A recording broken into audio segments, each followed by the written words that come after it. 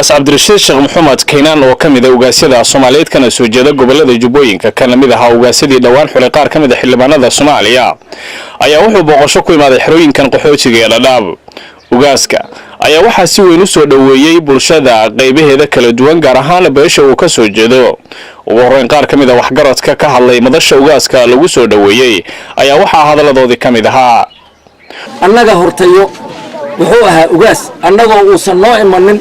iyo ugaas ahaa oo hortana la doortay annagana maanta waxaan caleema saarnay oo si wanaag iyo kalgacayl leh aan ku caleema saarnay oo ku soo dhaweynay ugaas Cabdirashiid Sheekh Maxamed Keenan yaan ku caleema saarnay maanta dhammaan farxad bay noo tahay ugaasnimadiisa mahadsantihiin inta wuxuu ahaa maanta sida u soo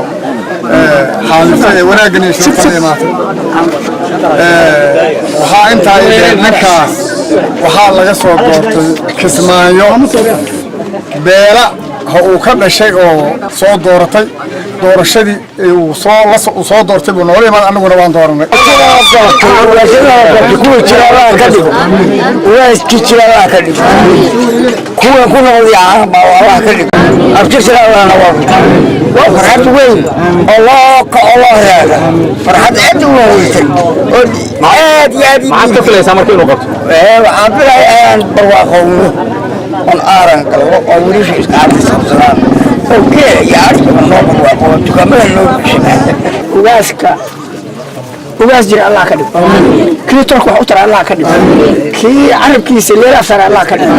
Cabdirashiid Sheekh Maxamed Keenan Cabdille ummadda Ilaahay oo dhan inuu hooyaaba looga dhigo oo kiina anfaca Ilaahay uu ka dhigo oo ummadan kala jeeda Ilaahay uu qalbigeeda isku soo dhimo asagana wuxuu noo ballan qaaday ummadda Ilaahay inay isku mid u noqon doonto oo isku si uu anfici doono ugu dambeyntii ugaaska ayaa wuxuu u mahadceliyay dadkii soo dhaweeyay أنا مجالك إسماعيل وأسكت دورتي أدنى برشلي أكيد شيء أنا واحد دور بدينا سوق جارو وإماده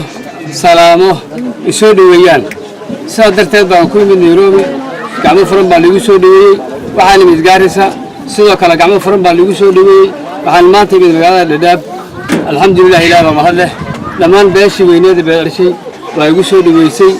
ينتي تغانيبا قاموا في عم بيني فريان وقول في عم بيني فريان ويليه لقلال مرلبات بيسي على مسارين أنا ما أدعي بقول كيف بقول أنا ما أدعي ومدة أن كذا شيء يصير في عن يشود ويش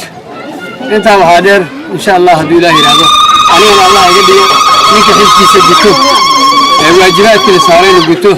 سد عاد وناكسن كوجته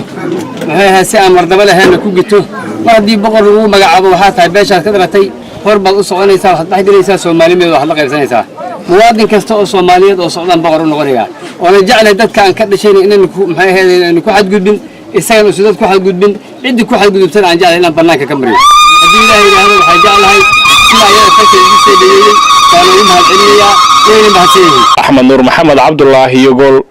raadiyaha TV-ga qaranka Soomaaliyeed xiriyaha qaxootiga ee Dhadhaab